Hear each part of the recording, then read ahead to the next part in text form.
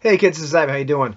Well, I'm a member of another Facebook group called DMs and GMs, and the other day, I think it was the day right after New Year's, probably New Year's Day, Maury Robb, I hope I'm saying his name right, actually posed a quite a conundrum to the group, and the idea was that, in a nutshell, a, um, a artifact, dwarven artifact, had been stolen hundreds of years ago.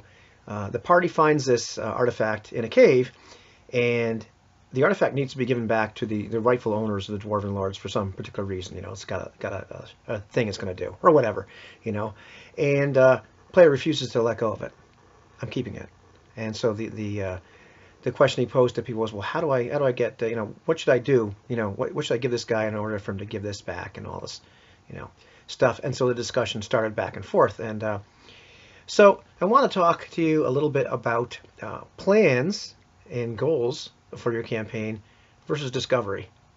You know, and no shocker if you watched my channel before, you'll figure out that I'm on the side of discovery, and dare I say player agency. But I only take player agency so far. And I've said it before. The definition that I like to use for player agency is I control everything that my character does, says, thinks, and feels. And so in this case, I'm playing devil's advocate or somebody's advocate. I'm playing this particular person. Oh, look, I've got some kind of reminder. I'm playing this particular character, and we find this little magic MacGuffin, and I decide I'm keeping it for whatever reason. You know, at that point, to me, it's not a matter of that player, whoever they are, is doing something wrong. They're simply deciding that that's what their character does at this particular moment. In the discussion, some people were on the side of, well, hey, players ought to respect the work that the game master has put into this world and the story, and they're, them being petulant isn't helping. And I pretty much disagree at this. So same old G will be proud of me for speaking my mind this time. But I disagree with that. I don't believe that you have to respect it at all because for me, it's like, I'm not trying to be a jerk when I say this. But if I'm playing a character, depending on what happens, I'm not looking to screw the GM over. But if I determine that my character would do something, like keep this nifty looking thing, then that's what I'll do. As a game master, I enjoy the discovery of what's going to happen, just as much as I do when I'm a player. Because when you're a player, unless you've cheated and read a module or something, if you're going that direction, you don't know what's going to happen. You have no idea what you're walking into. And I love that. I love the thrill of discovery. When I saw Rogue One recently, I didn't want to know anything about it. Nothing. And, I get mad when people spoil things. So I don't want to know anything. And as a game master, I understand. I remember having a conversation with Tim Harper and, talking about the idea that you can get very emotionally attached to some ideas that you've come up with as a game master.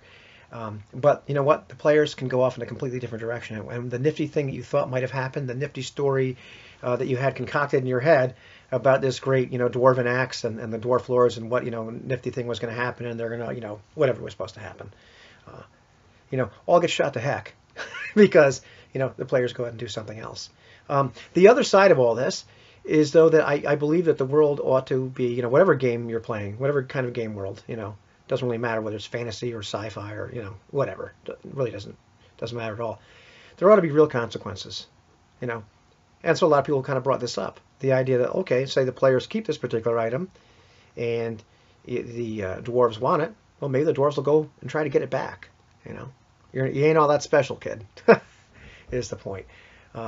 So, yeah, as a player, you get to do whatever the heck you want, but there are consequences, and sometimes the consequences will be pretty nasty.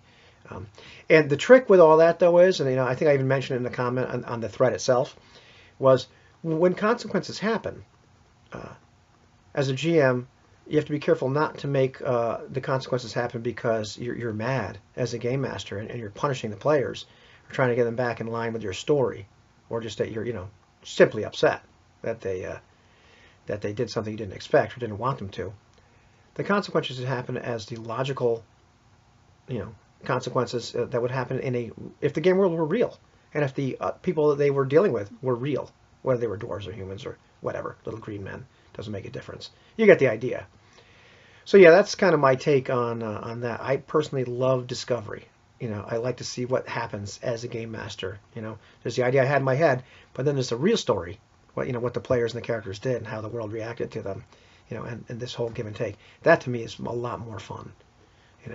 I had some great stories concocted in my head, but what actually happened was definitely topped it because I never could have come up with it. What do you think about all that?